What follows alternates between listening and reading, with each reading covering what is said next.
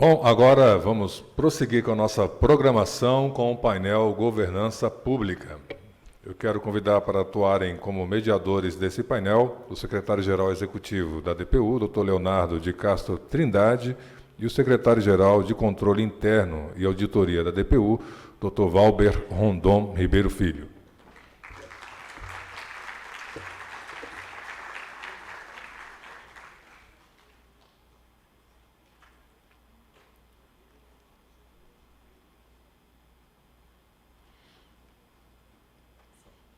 Dr. Leonardo, Dr. Valber, sejam muito bem-vindos ao primeiro painel da manhã. Convido o nosso palestrante, ele é auditor federal de controle externo, Dr. Cláudio Silva da Cruz.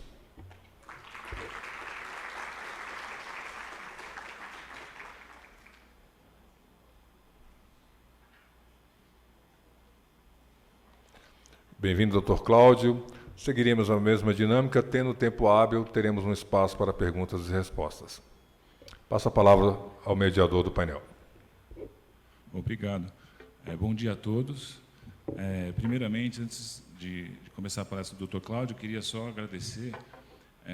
Eu sei que é difícil nominar todas as áreas da SGE que participaram da mudança, mas realmente foi uma coisa hércula, porque não é fácil mudar um prédio de 19 mil metros quadrados para um prédio novo de 8 mil metros quadrados em apenas 4 meses, né? Então, para evitar qualquer erro, para evitar qualquer falha minha, eu gostaria de parabenizar toda a SGE na figura do servidor Ricardo, que é o servidor que ficou responsável pela mudança do prédio antigo, até o proprietário do prédio antigo, que tem centenas de imóveis em Brasília, falou: olha, nunca vi uma instituição fazer uma mudança deste porte e não atrasar um dia. A gente marcou, acho que era 10 de maio, 10 de junho, não lembro ao certo o mês, e a gente entregou o prédio às 10 de junho, não pagou um dia de multa.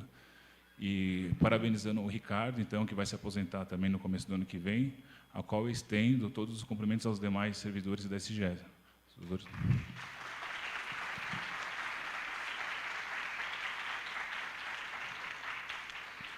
Parabenizar também o novo locador, que nos auxiliou desde o começo, a questão do projeto arquitetônico, enfim, a equipe que foi contratada pelo locador, o qual parabenizo na figura do Érico, o engenheiro que participou desde o começo, tem nos auxiliado todos os dias.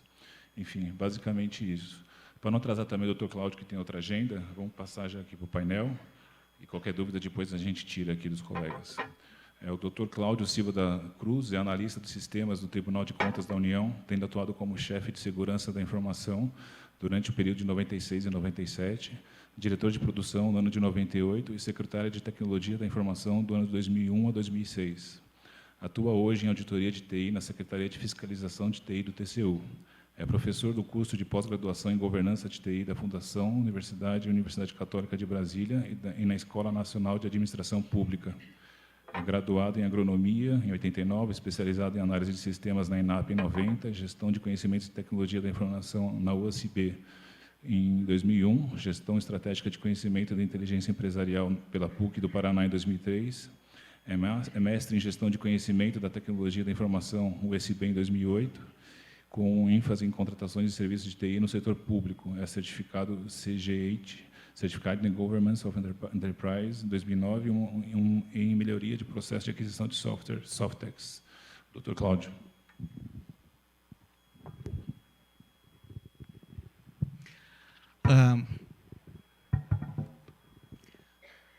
Bom dia a todos. Muito obrigado pela honra do convite, da oportunidade de trocar experiência com os colegas a respeito desse assunto que é relativamente novo no Brasil e também no mundo. E o Brasil hoje ele vem já tendo um destaque bastante interessante. Nós temos hoje um projeto especial nessa área de governança na Associação Internacional de Tribunais de Contas, vamos chamar assim, o nome dela é INTOSAI, exatamente trabalhando sobre o desenvolvimento de um modelo mundial da área de governança, e a gente tem percebido a preocupação mundial a respeito dessa temática. Então, hoje nós pretendemos apresentar um pouquinho da nossa experiência. Nós temos trabalhado nisso desde 2007, com bastante afinco, e os resultados são bastante interessantes, como vamos mostrar. Bom, a primeira coisa... Vamos lá.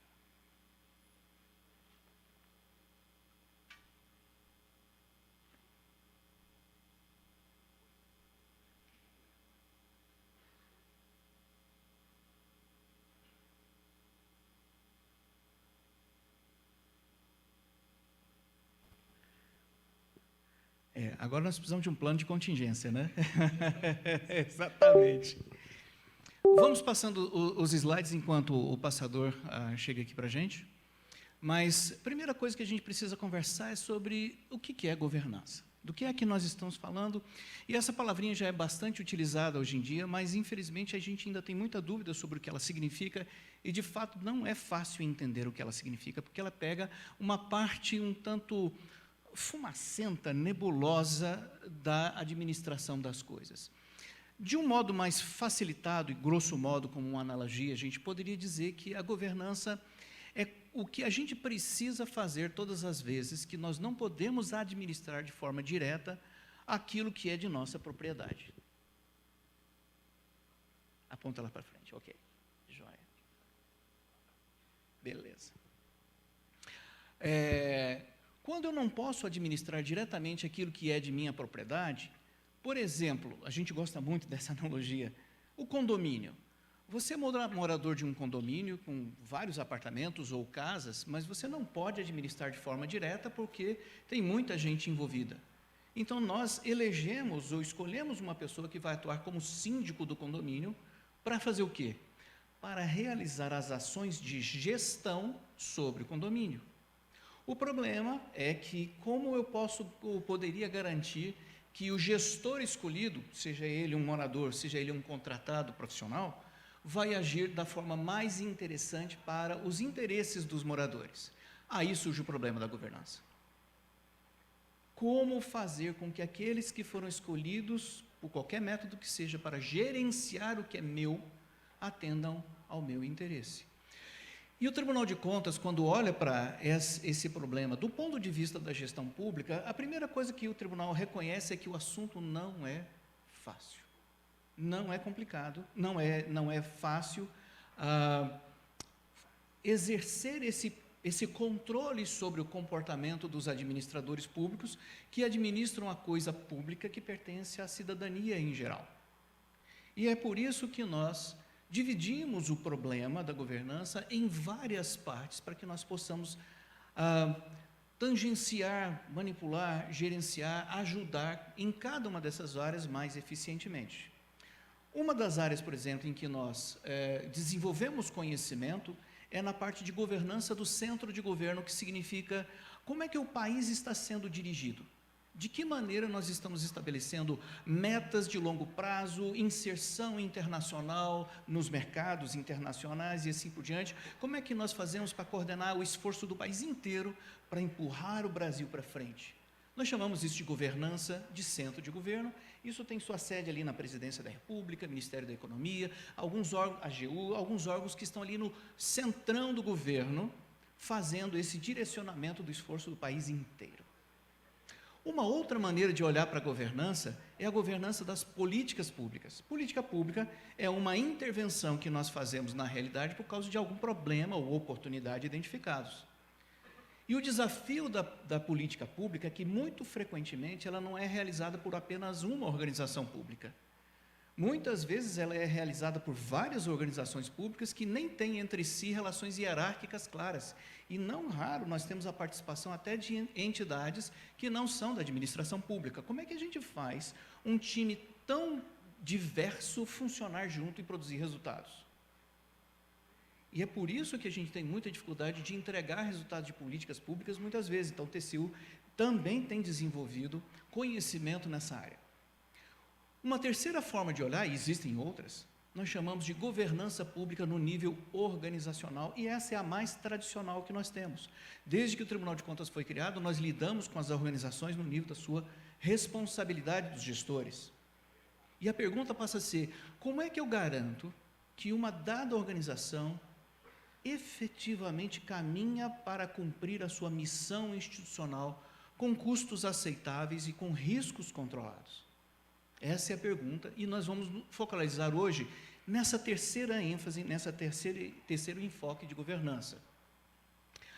Bom, cada um desses enfoques, e são vários, eu apresentei apenas 3, todos eles têm sido alvo de estudos de natureza acadêmica dentro do Tribunal de Contas, e todo o material compilado com fontes no Brasil e no mundo, na melhor literatura mundial, estão disponíveis para os senhores lá no site do Tribunal de Contas, os links estão aqui, podem ser baixados livremente e usados com toda a liberdade, e o tribunal se coloca à disposição para ajudar na explicação, na implementação do que é ensinado, do que é defendido nesses documentos que nós chamamos referenciais de governança.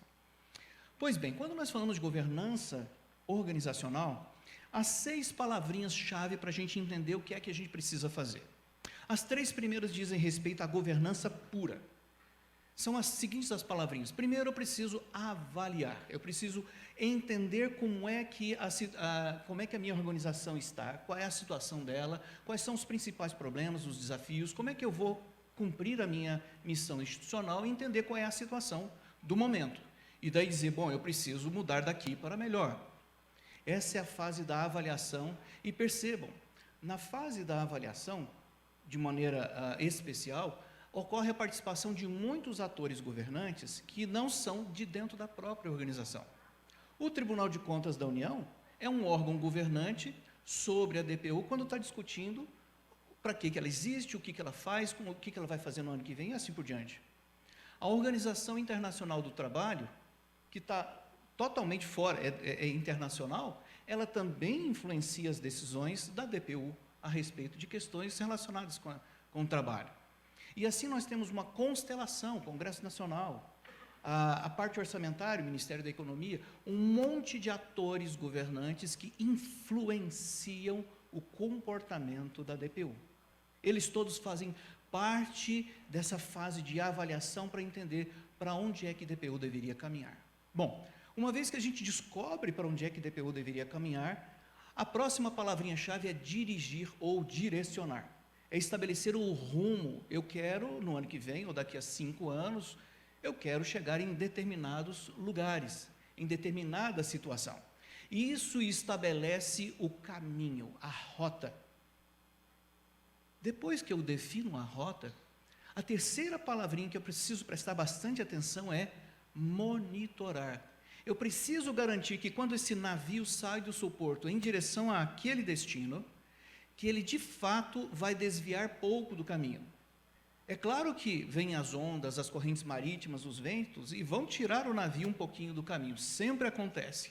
Vai aparecer uma pandemia no meio do caminho, mas nós precisamos garantir que haja timoneiros suficientes para corrigir a rota e garantir que a gente chega do outro lado. Então, quando nós falamos de governança no seu aspecto mais puro, nós falamos dessas 3 palavrinhas: avaliar, dirigir ou direcionar, e monitorar para saber se a direção está sendo cumprida. Mas ela tem 3 consequências na parte de gestão. Quando nós fazemos a governança funcionar, então ocorre em reflexo 3 palavrinhas na área de gestão dentro da organização. A primeira delas é que, se as diretrizes foram estabelecidas, o rumo foi estabelecido, então a organização precisa agora planejar. Foi dado o destino, foi dado o porto, a rota está definida. Agora eu preciso definir claramente como eu vou fazer isso acontecer. Isto é planejar, e é uma atividade peculiar da gestão. A próxima coisa que eu preciso executar o plano, é a quinta palavrinha. Eu preciso executar fielmente o plano que me foi dado, que foi estabelecido com a contribuição de todas as partes interessadas. E a sexta palavrinha é entender que tem corrente marítima, tem vento, tem um monte de circunstâncias que podem acontecer. Há riscos. Há riscos que podem impedir que eu chegue ao porto desejado. Então, eu preciso construir mecanismos, nós chamamos esses mecanismos de controles internos. Nós precisamos construir mecanismos que impeçam a manifestação desses riscos, ou que, quando eles de fato se manifestam, eu consiga contornar ou lidar com o impacto deles. Quando vem uma pandemia, o Brasil aprendeu como se contorna essa situação. E o Brasil não parou. Perceberam? O serviço público brasileiro não parou, porque nós já tínhamos maturidade suficiente para saber como contornar essa situação. Essas 3 palavrinhas são bastante abstratas, e o tribunal percebeu que a gente precisava tornar isso bastante concreto para saber se as organizações públicas fazem ou não fazem essas coisas. Por isso, nós construímos uma quantidade interessante de práticas de governança que nós agrupamos na forma de mecanismos. Essas práticas colocam essas palavrinhas que eu disse em prática. O primeiro mecanismo que coleciona algumas práticas é o mecanismo de liderança. Para uma organização funcionar bem, é preciso primeiro praticar a organização do comando dessa instituição, dessa entidade, para que as decisões sejam claras, para que todo mundo saiba quem decide o quê, com que grau de alçada, e eventualmente dizer que há determinadas ações ou decisões que são tão críticas que não podem ser tomadas por poucas pessoas. Tem que ser tomadas de maneira colegiada. E isso evita acidentes. A segunda coisa que nós precisamos garantir que a organização desenvolva integridade, que as pessoas creiam que há integridade. Porque onde não existe confiança na liderança, os trabalhadores, obviamente, não rendem o seu melhor. A terceira prática é que nós precisamos garantir que a alta liderança das organizações públicas seja permanente, capaz e capacitada a fazer tudo o que se espera que ela faça. Sim, a avaliação de desempenho de altos líderes é um requerimento, é uma prática internacional reconhecida e necessária, e tão difícil de ser praticada no setor público, porque nós não temos esse costume, mas precisamos aprender a fazer isto. Isso tudo mostra como nós podemos, via o mecanismo de liderança, criar um ambiente saudável para se definir claramente a direção, para se saber claramente quem decide e como, e que isso seja justo, que haja integridade, que haja confiança, que haja competência, que haja capacidade. O segundo mecanismo é, eu preciso desenvolver minha estratégia para me dirigir para o porto designado. Nós chamamos isso de mecanismo de estratégia. E ele tem 5 práticas. A primeira delas, talvez seja a mais importante de todos. Nós sabemos que haverá obstáculos para o avanço do nosso navio. Então, eu preciso aprender a respeito de todos os riscos relevantes. Gerenciar riscos é a primeira prática do mecanismo de estratégia. Se eu não conheço os riscos, é óbvio que eu vou tropeçar rapidamente, porque eles vão me engolir. Não tem jeito. Então, eu preciso conhecer muito bem os riscos e desenvolver controles internos que me permitam lidar com esses riscos. E a minha estratégia, que será formulada como minha segunda prática, a minha estratégia deve levar em consideração os riscos mais relevantes aos quais minha organização está submetida. Agora que nós passamos pela situação, todo mundo sabe que pandemia é uma possibilidade, epidemia é uma possibilidade. A partir de agora, nos nossos planejamentos, nós incluímos lá, olha, tem o risco de ter um problema sério de saúde no Brasil. A Covid ainda não foi totalmente debelada. Isso faz parte do nosso planejamento. Incêndios, como aquele que aconteceu no Museu Nacional do Rio de Janeiro, são possibilidades que a gente tem de tratar. E nós precisamos criar mecanismos para lidar com isso, dentro da nossa própria estratégia. Depois eu preciso garantir que a minha estratégia é desdobrada e é entendida, é compreendida por todos os trabalhadores da organização, desde o maior até o mais pequenino, até aquele que parece ser menos importante, como estagiários. Até o pessoal da limpeza contribui de alguma forma para o alcance das metas da organização. Só precisa aprender como. O pessoal da área de engenharia que cuida, por exemplo, de temperatura. Já pensaram o que é você trabalhar o tempo todo nas temperaturas de trabalho e umidade e ambiente inadequados? Isso diminui a produtividade e afeta os resultados. Todo mundo contribui com os resultados. Depois eu preciso monitorar o tempo todo se eu estou alcançando os resultados estratégicos e se cada uma das funções de gestão da minha organização, gestão de pessoas, gestão de TI, gestão de contratações, orçamento, cada uma das partes, gestão de imagem, patrimônio, se cada uma das partes está cumprindo a sua parte e está empurrando a organização para frente na direção da meta, na direção do cumprimento da sua missão. Tudo isso está dentro do mecanismo de estratégia. E o terceiro mecanismo, controle, tem a ver com eu saber se o rumo está sendo atendido. E aqui dentro nós precisamos garantir algumas práticas bem interessantes. Primeira delas, eu preciso humildemente entender que eu não sei tudo. E que eu preciso dar a oportunidade de que outras pessoas olhem para mim também e me avaliem. Isso é feito por meio de práticas de transparência. Quando eu publico a minha informação, quando eu sou transparente, o outro pode olhar para mim com um olhar imparcial, ou pelo menos um olhar diferente, que permite que eu raciocine melhor e que eu me adapte melhor às necessidades do mundo ao qual eu sirvo. A segunda coisa que eu preciso que todo o corpo técnico, principalmente os altos líderes da organização, compreendam claramente que o problema da organização é deles. Eles assumem a responsabilidade pelo problema e a designação que receberam para resolver aquele problema, sem ficar colocando culpa nos outros. A terceira coisa, eu preciso garantir que essa organização escuta ativamente os seus clientes, aqueles que vão se servir dos seus produtos e serviços, da sua atuação, ou que serão alvo do seu trabalho. Eles precisam ser escutados adequadamente, compreendidos, para que eu possa calibrar a minha atuação, para que ela seja efetiva. E a quarta prática é muito interessante. Novamente nos remete para a humildade. É entender que nós não sabemos de tudo e nós precisamos de especialistas que nos ajudem a olhar para a realidade e detectar perigos que eu ainda não detectei. Como é que se faz isso? Isso é feito pela função de auditoria interna. A função de auditoria interna é como se fosse uma espécie, grosso modo, de médico que me acompanha para dizer, sua saúde está ok, ou, olha, tem um probleminha que apareceu, e lá na frente ele vai lhe dar dor de cabeça, mas se você atuar hoje, ele não vai lhe trazer essa dor de cabeça. Agir preventivamente. O auditor interno, ele não é um vilão, ele não é um algoz, ele não é seu inimigo. É o melhor amigo que você poderia ter, porque ele te ajuda a evitar obstáculos. Quando a auditoria funciona adequadamente, nós antevemos os perigos lá na frente e já começamos a atuar hoje, e esses perigos não se realizam. Ou, se realizarem, a gente sabe de antemão como contornar. A auditoria interna é fundamental, mas no Brasil a nossa cultura não é muito boa com respeito a isso.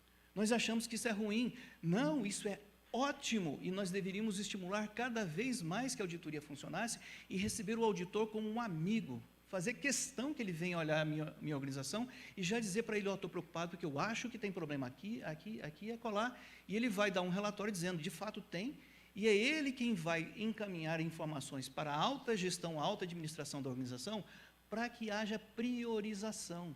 Se você na sua área está sofrendo alguma dificuldade, o teu problema pode ser endereçado e priorizado na alta gestão para que tenha dinheiro, tempo, recursos humanos para resolver aquele problema antes que exploda. Todas essas práticas fazem parte do que nós chamamos de governança pública básica. Tem outras, tem muitas outras. Mas o Tribunal de Contas tomou a decisão de colocar no seu modelo o número menor possível de práticas que ainda servissem para a gente medir a saúde das organizações públicas, para que os nossos questionários não ficassem caros demais para serem preenchidos, mas ao mesmo tempo fossem suficientes. Então nós sabemos que o modelo que o tribunal tem não é completo, e não é para ser. Cada organização vai completar o modelo sugerido pelo TCU com suas próprias características, suas próprias demandas. É assim que nós temos trabalhado hoje, e em algumas áreas a gente tem percebido o surgimento de demandas especiais. Por exemplo, no ano passado nós fizemos um trabalho sobre assédio moral e assédio sexual. E percebemos que isso se tornou um problema em muitas organizações públicas a ponto de interferir nos resultados.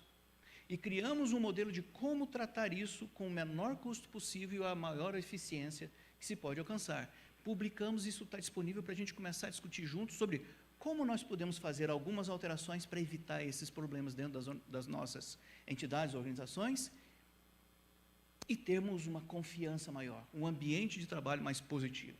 Isso já está acontecendo. O Tribunal de Contas, para ajudar as organizações públicas, criou indicadores, números que ajudam as organizações a se verem como quem olha para uma chapa radiográfica. Será que eu estou doente? Essa é a pergunta. E a chapa radiográfica ajuda a gente a dar uma olhadinha, fazer aquele check-up. Como é que isso funciona? Primeiro, esse trabalho do Tribunal de Contas tem 2 objetivos. O primeiro deles é ajudar vocês, contribuir para que vocês amadureçam o mais rápido possível, cada uma das organizações, inclusive o próprio Tribunal de Contas, enquanto cliente do próprio Tribunal de Contas, controle externo. Todo mundo responde a esse questionário, até o TCU.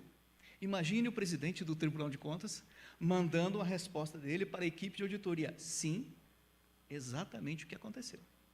O segundo objetivo é que isso nos ajuda também a, como tribunal, identificarmos quais são as organizações e quais são os aspectos mais importantes onde nós poderíamos ajudar de algum modo a haver desenvolvimento. Como é que a gente faz isso? Nós avaliamos por meio de questionários quais são as práticas que as organizações estão fazendo ou não fazendo. E daí nós identificamos riscos que são sistêmicos. E quando a gente consegue descobrir esses riscos que estão afetando muitas organizações públicas, nós endereçamos essas descobertas para alguns órgãos governantes superiores. Por exemplo, o Conselho Nacional de Justiça é um desses órgãos que recebe frequentemente relatórios nossos dizendo, tem problema aqui afetando uma grande quantidade de tribunais. E agora o Conselho pode atuar para tratar daquela questão. Isso tem funcionado muito bem, mas nós também entregamos esses resultados de avaliação para os próprios órgãos públicos, para que eles se vejam, e a gente vai ver alguns exemplos daqui a pouquinho. Nós fazemos isso por meio de questionários padronizados, de tal maneira que os dados são comparáveis. Isso significa que nós fazemos ranking? Não. Não dá para comparar um órgão como, a Fundação Cultural Palmares, que cuida de quilombolas, da política pública sobre quilombolas, com a Petrobras. São completamente diferentes e fazer comparações assim não seria tão útil e tão importante. Mas o número ajuda a gente a se ver a si próprio. Então, nós temos questionários padronizados. Hoje, nós estamos pensando em criar questionários próprios para cada linha de negócio de governo também, para aumentar a utilidade do IGG. Nós oferecemos uma grande quantidade de informações de apoio para que as pessoas entendam do que a gente está falando, e nós devolvemos essas informações de maneira que as organizações públicas possam fazer benchmarking, possam buscar outras organizações que declararam que estão melhor em determinada prática e entender como que elas conseguiram chegar lá. E dessa forma nós amadurecemos mais rapidamente. Quais são os temas que nós tratamos hoje? A governança organizacional com liderança, estratégia e controle. Mas também nós olhamos como é que a governança maior governa as funções importantes da organização que existem em todas as organizações públicas. Até o momento nós selecionamos essas 4. Governança e gestão de pessoas, tecnologia da informação e segurança da informação, contratações e orçamentação. Essas funções ocorrem em todas as entidades públicas, todas as organizações públicas. Então, nós fazemos avaliações e enxergamos como é que a alta gestão, como é que a alta governança administra o comportamento dessas funções. E isso aqui mostra o que eu já apresentei naquele primeiro slide do modelo geral. Cada uma dos grupos de práticas, como é que ele funciona. Bom, é importante a gente fazer uma distinção aqui, terminológica, para não haver confusão. Quando nós falamos de controles internos, e a gente já falou sobre isso hoje, nós estamos falando de um conjunto de práticas, um conjunto de mecanismos que nós usamos para evitar que um risco se materialize, ou se ele se materializar, que a gente tenha a condição de contornar. Nós chamamos isso de controles internos, e essa é a nomenclatura internacional. Mas existe uma outra palavrinha chamada controle interno. É a mesma coisa? Não. Controle interno é um termo utilizado no Brasil, desde a Lei 4.320, lá de 64, que diz respeito a uma entidade dentro da gestão de uma organização que se responsabiliza por validar o ato administrativo, para garantir que ele esteja perfeitamente ajustado à legislação, garantir que ele seja legal e, portanto, válido. Mas o controle interno atua fundamentalmente dentro da fase gestão. Isso é muito importante. É uma segunda verificação para que a gente não fique dependendo apenas do próprio gestor. Isso é muito importante. A terceira palavrinha que muitas vezes causa confusão é auditoria interna. E aí nós estamos falando de alguma coisa completamente diferente. Enquanto os controles internos são praticados pelos gestores, lá no chão de fábrica, na hora que as coisas estão acontecendo, e o controle interno, no singular, opera olhando para o ato administrativo e verificando se ele está legal, perfeitamente aderente à legislação, a auditoria não está interessada no fato do dia a dia, mas principalmente no processo de trabalho. O que é que nós temos como maquininha de fazer resultados aparecerem? E aí a auditoria se concentra em entender se o processo está suficientemente maduro ou se ele apresenta vulnerabilidades a riscos. E ele vai contar, tanto para o gestor quanto para a alta administração, quais são os riscos e quais possivelmente deveriam ser priorizados para serem tratados. E é assim que a organização evita os acidentes.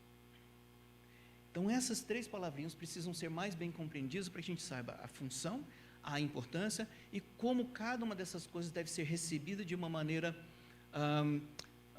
feliz e esperançosa. Esses mecanismos nos ajudam a andar para frente com segurança. Aqui nós mostramos o restante do modelo sobre o que nós avaliamos nas diversas funções, TI, pessoas, contratações, orçamentação, o que nós olhamos. Tá? Eu vou deixar esse material com vocês para depois vocês poderem dar uma olhada. No ano passado nós fizemos mais um levantamento, mais uma avaliação Brasil inteiro. Todos os órgãos públicos, sem uma única exceção, participaram. Nas suas cabeças, tá? Lá no topo, não nas suas unidades locais. E o que nós vimos? A primeira boa notícia, o IGG, que é o principal dos indicadores, é aquele que junta e sumariza toda a coleção de mais de 900 indicadores que nós temos aqui, mostrou uma melhoria de 2018 para 2021, uma melhoria de 11 pontos percentuais. Nós estamos andando para frente. Nós estamos conseguindo implementar melhorias substanciais na forma de governar e direcionar adequadamente as organizações públicas. E uma evidência de que isso está de fato acontecendo é o fato de que agora nós devemos entrar na OCDE e ter acesso a mercados muito maiores e a taxas muito menores, ou nenhuma taxa, na venda de produtos e serviços junto a esses países da OCDE. Porque a nossa governança melhorou. E isso está em todos os jornais, não há dúvida com respeito a isto. Então, esse gráfico mostra que o trabalho vem sendo feito, nós estamos caminhando para frente. Quando nós olhamos agora para as funções específicas, olha só que interessante, se eu olho só para a governança, aqueles 3 mecanismos, liderança, estratégia, controle. Nesses 3 a gente melhorou 12 pontos percentuais. Quando nós falamos sobre gestão de pessoas, melhoramos 11 pontos percentuais. Quando falamos de gestão de TI, melhoramos 5 pontos percentuais, mas esse aí a gente já está trabalhando nele há mais tempo, desde 2007. Então, justifica que a gente esteja melhorando em passos um pouquinho menores. Gestão de contratos, 11 pontos percentuais. Não aparece aqui a parte de orçamentação, porque a orçamentação nós não fizemos em 2018, então não dá para fazer a avaliação. Bom, olha só que interessante. Planejamento estratégico, que é uma das práticas mais importantes da organização. 12 pontos percentuais de melhoria. E aí nós mostramos os gráficos, mostrando a distribuição das respostas de 2018 e 2020, e com uma nota não muito feliz, que é aquela última coluna que diz respeito a saber o que os clientes precisam e planejar para atender melhor os nossos clientes.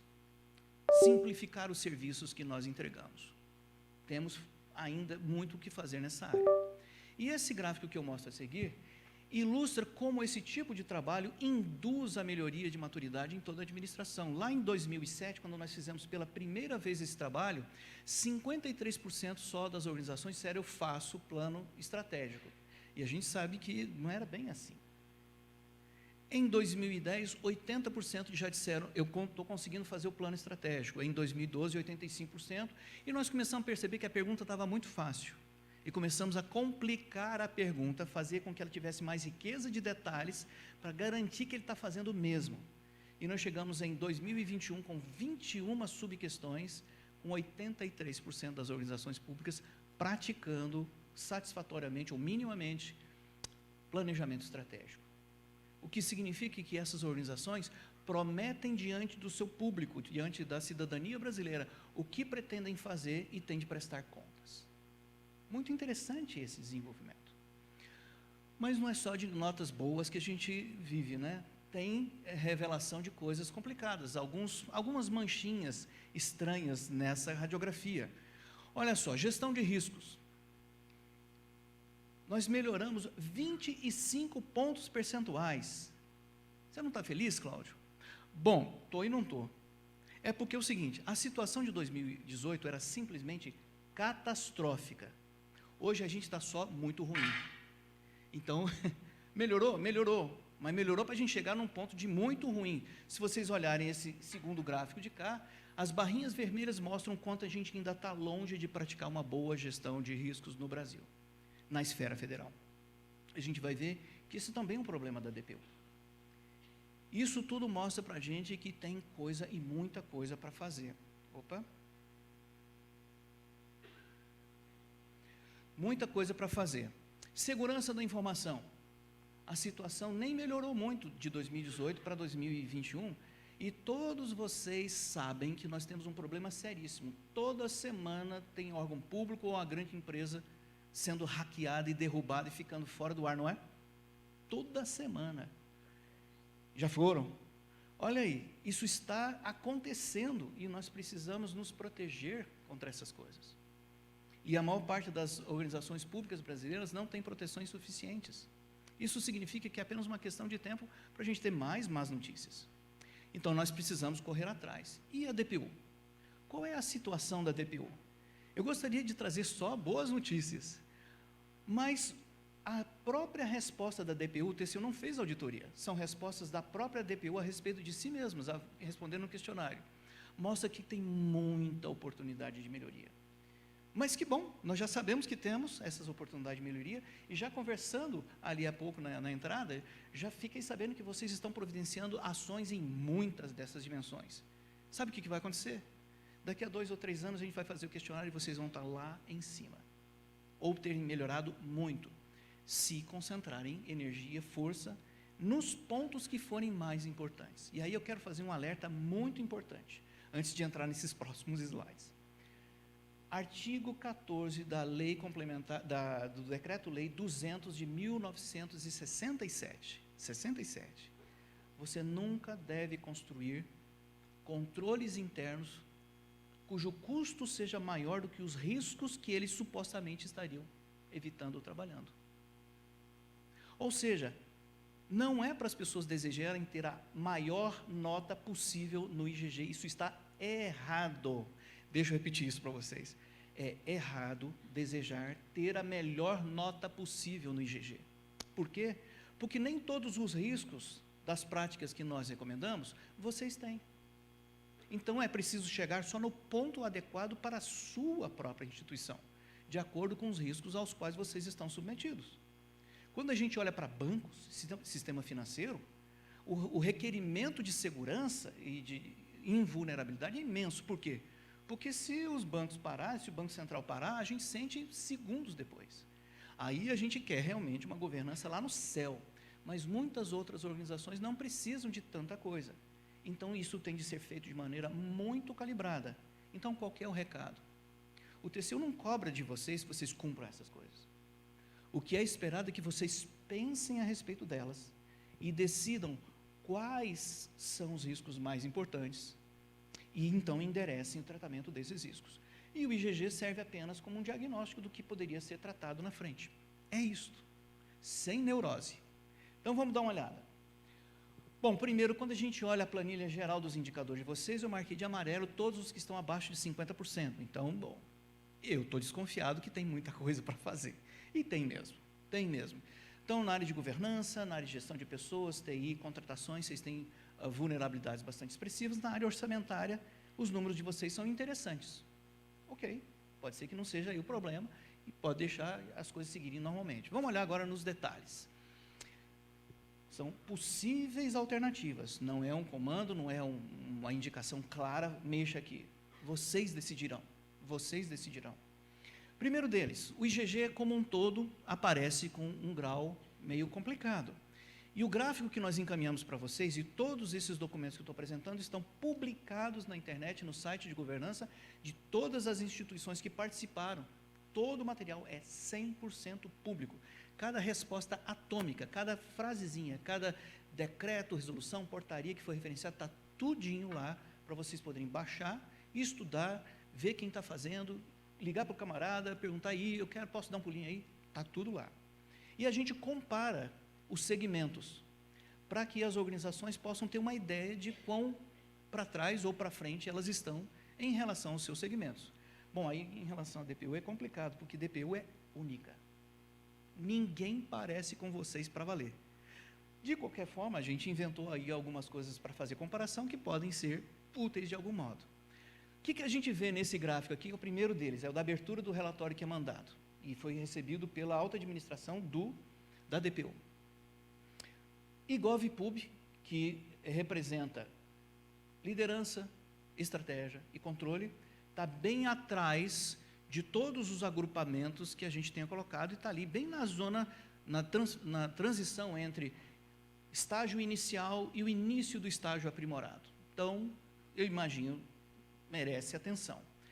Governança, gestão e governança de pessoas também está fraco, e inclusive está dentro da faixa bastante inicial.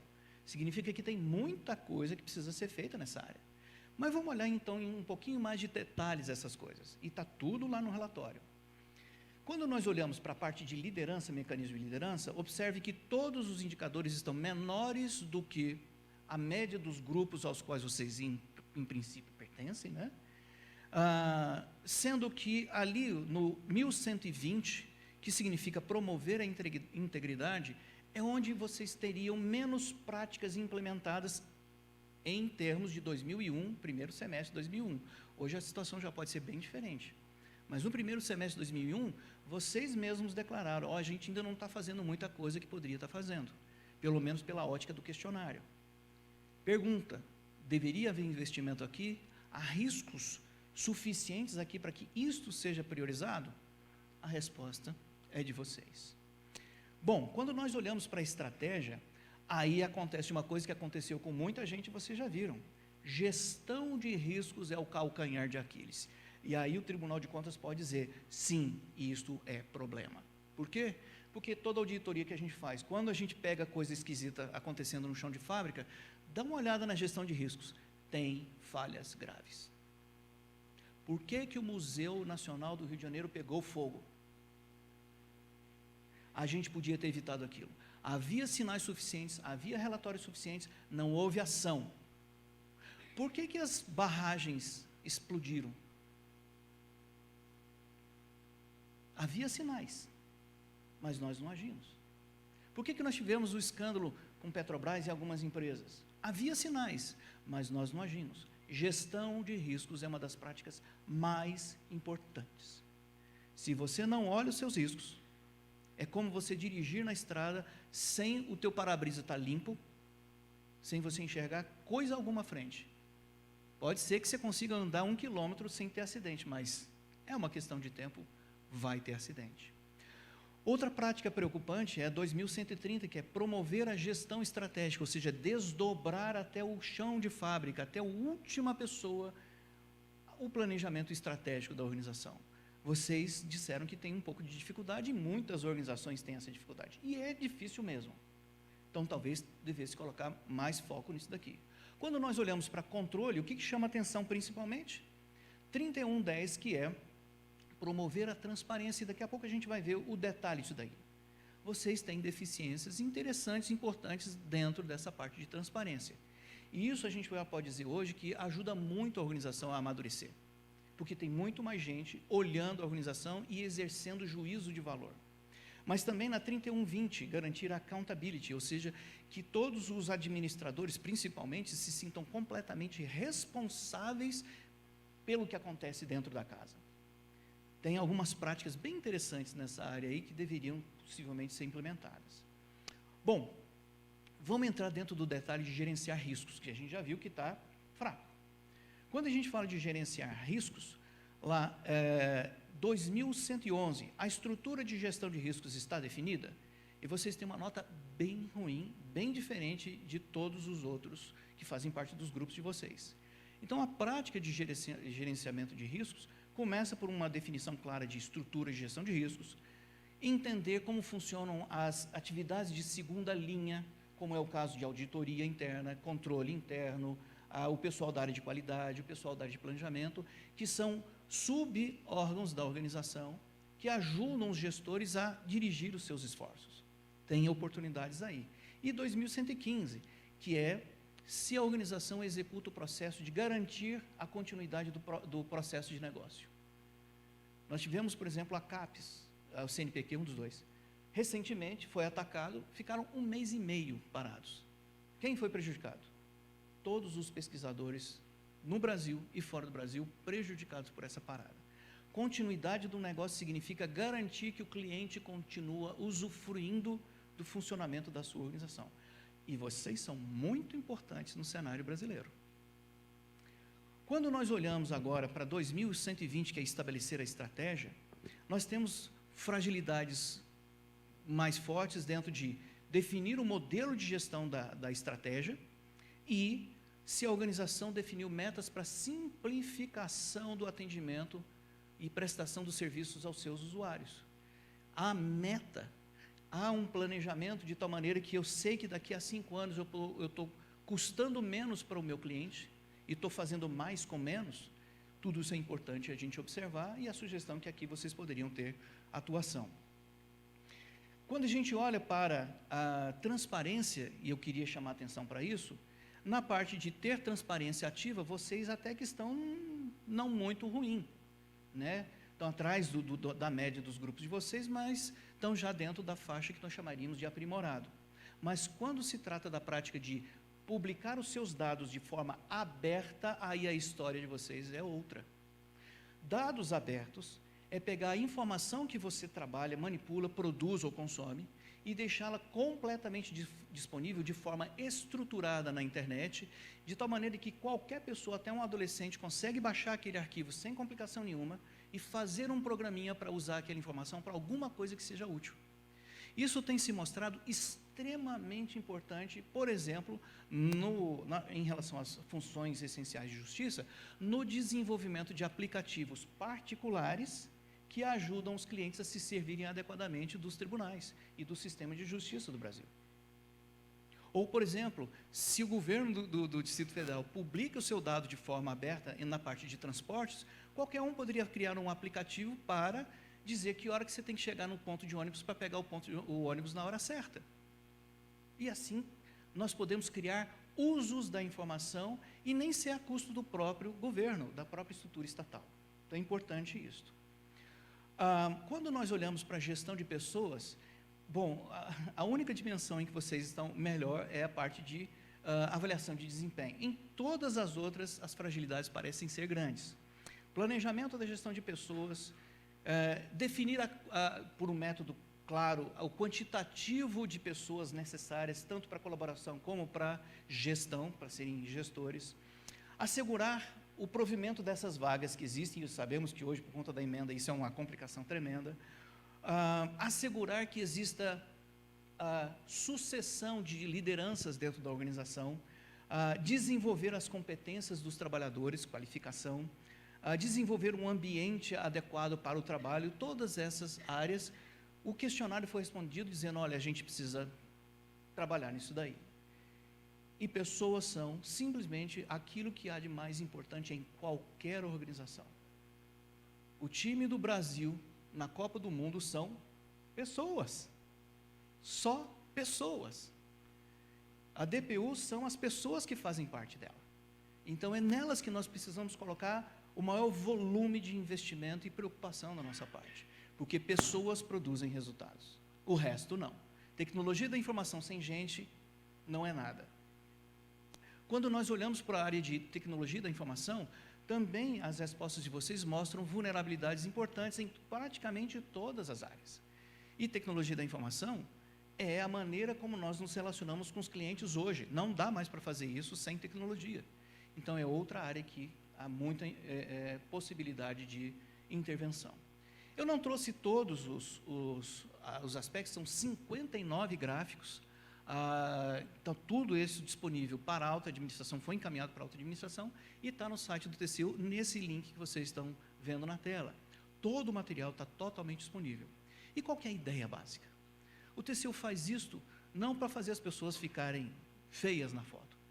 A ideia é, estou entregando uma radiografia com uma comparação de contexto para que vocês possam tomar a decisão mais abalizada. Em cada uma dessas dimensões, talvez haja oportunidade de melhoria e oportunidade de empurrar a DPU para frente para apresentar mais e melhores resultados para a cidadania brasileira. E conversava há pouco com os meus colegas. No meu entendimento, não existe hoje função de Estado mais importante do que vocês, funções essenciais à justiça, para destravar o Brasil e levar o Brasil para frente. Por que as pessoas temem investir muitas vezes no Brasil? Porque não creem que há justiça. Se todo o sistema de funções essenciais da justiça funcionar muito bem, eu não tenho dúvida que o Brasil dispara como já tem disparado diante do cenário mundial. E a prova disso é que nós estamos entrando na OCDE.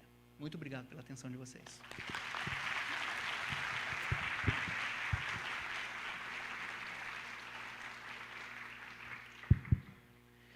Primeiramente, agradecer, doutor Cláudio, brilhante a palestra.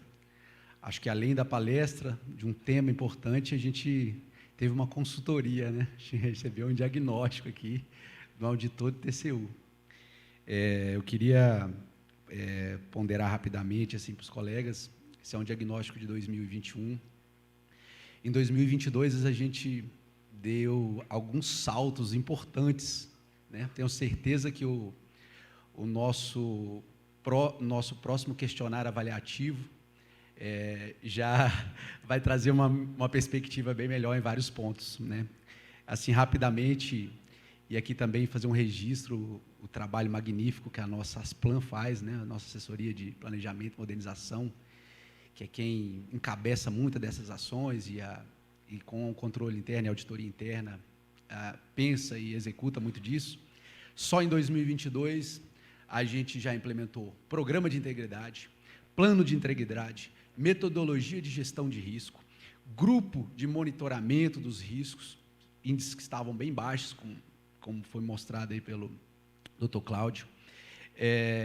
A área da SGE estruturou uma área de compliance, de integridade, para avaliar também ali o seu controle interno, né, aquela aferição importante. A política de dados abertos, de fato, a gente recebeu recentemente aí um puxão de orelha bem forte do TCU, mas ela já está sendo enfrentada pelas estruturas da DPU.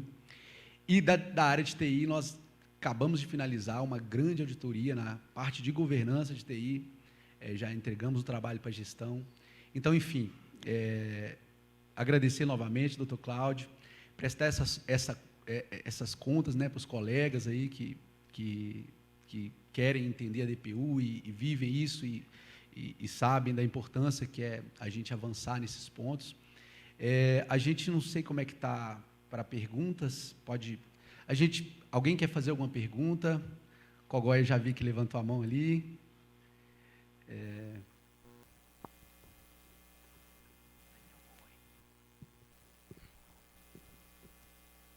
Bom dia.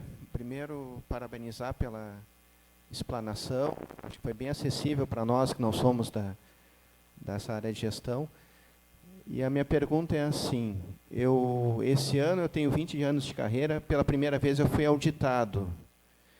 E aí, quando me chamaram para ser auditado, eu pensei o que eu tinha feito de errado, né? Né? E segundo, que eu me senti numa posição muito desconfortável, porque eu estou sendo acostumado a fazer as perguntas e não a responder. Então, mas o pessoal foi muito gentil.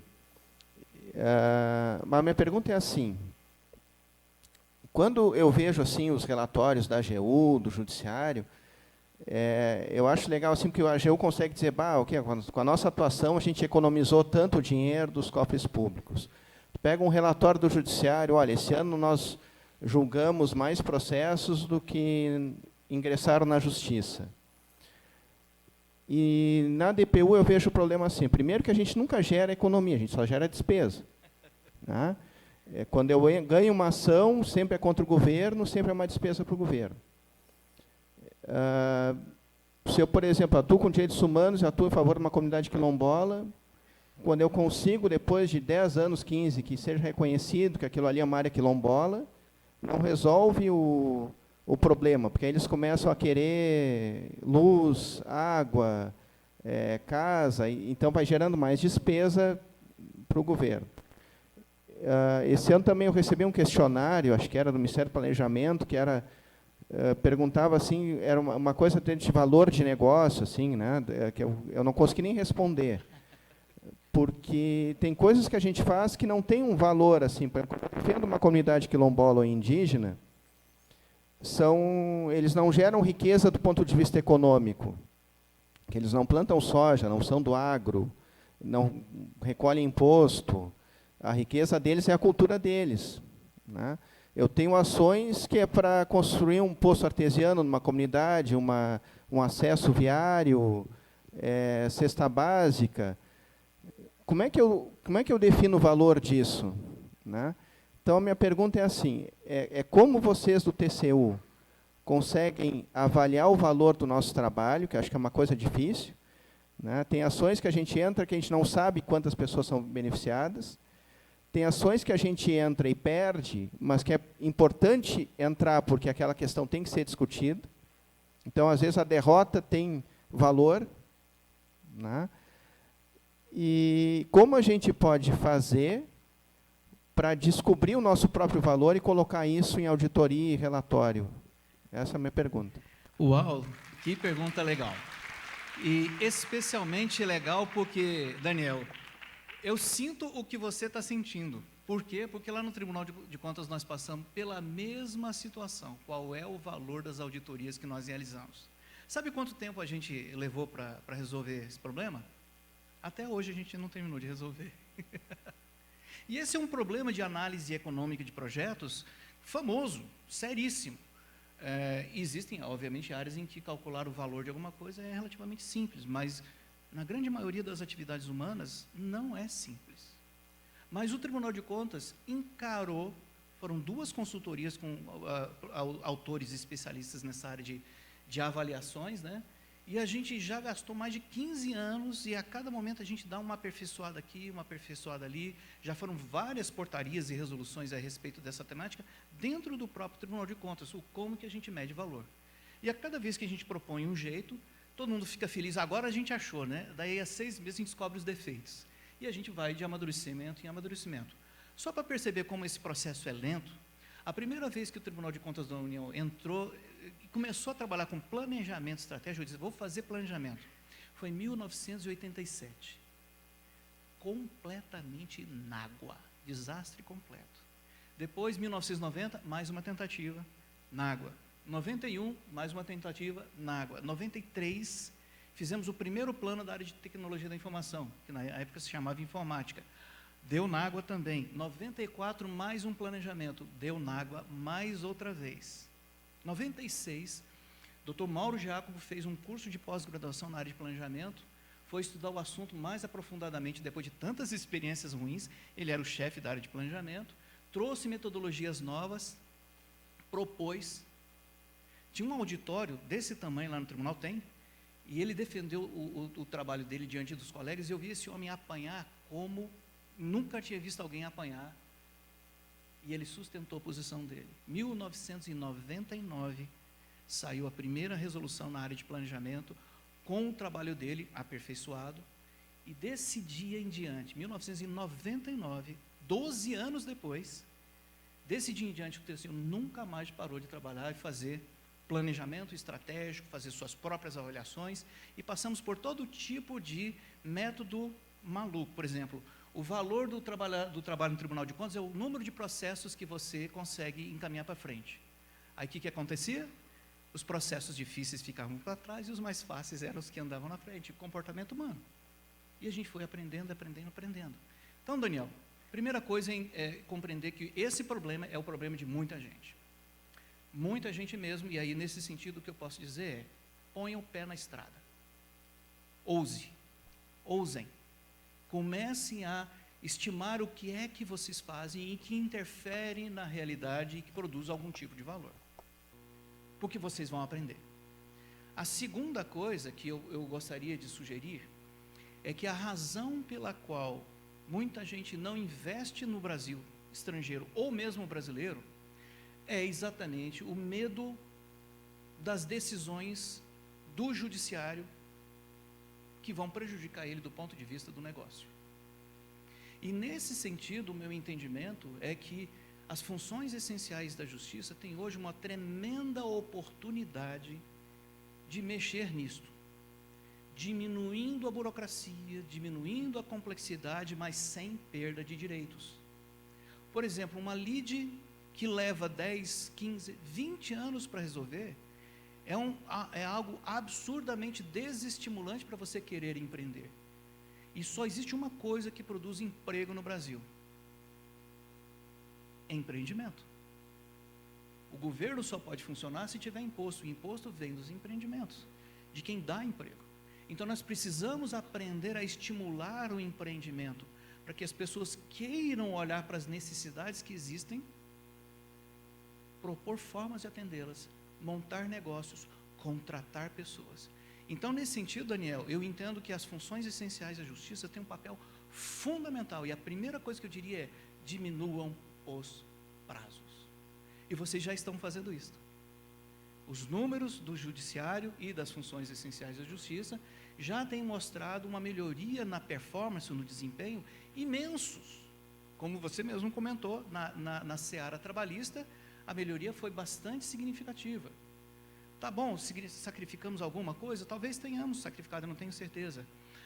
Mas o benefício já foi sentido onde? Onde mais importa: taxa de emprego.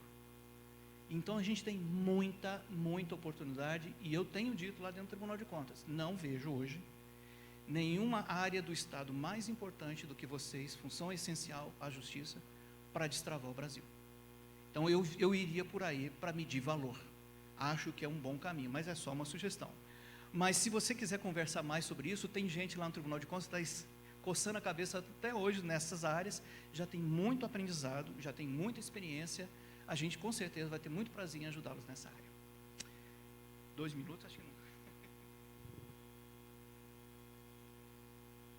não. Bom dia.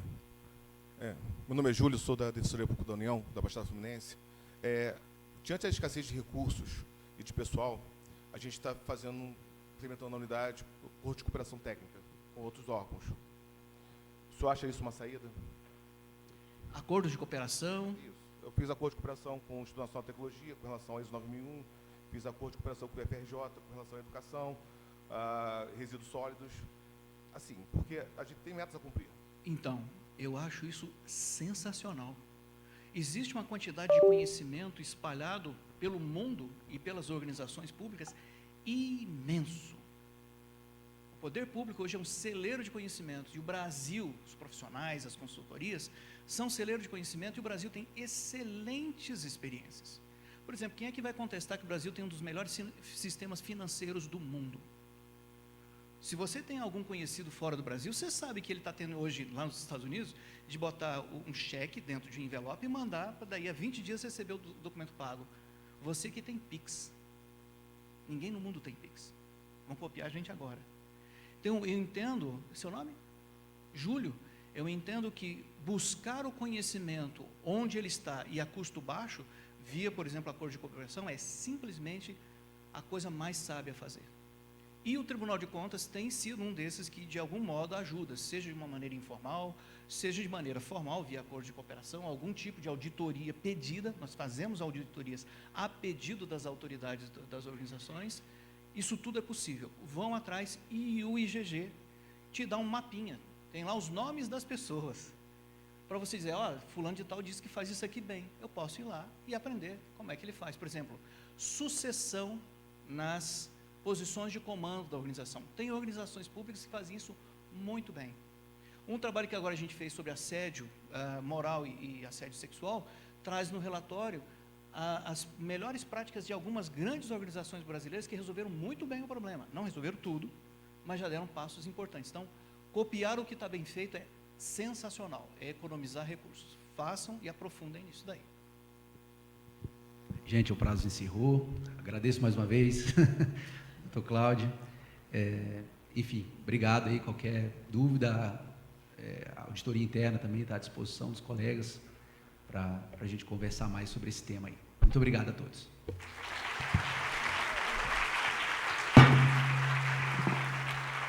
Obrigado, doutor Cláudio, pela sua belíssima apresentação. Doutor Leonardo, doutor Valber entregam nesse momento um kit institucional da DPU ao nosso querido palestrante.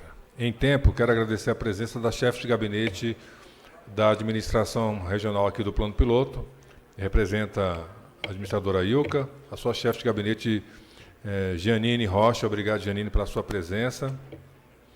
Quero agradecer a presença da assessora de gabinete Maria de Fátima Santos, da administração regional de Samambaia, e a assessora técnica Socorro Cavalcante. Obrigado pela presença, Fátima e Socorro.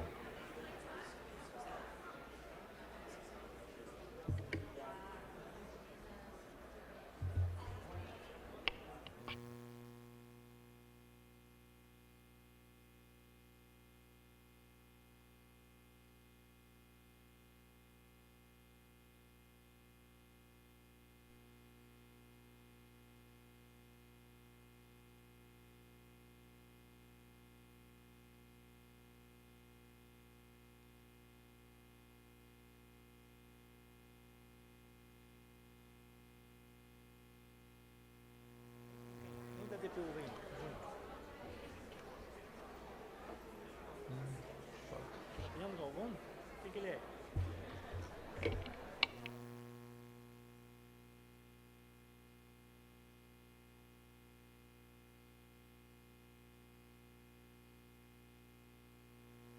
Não tem não.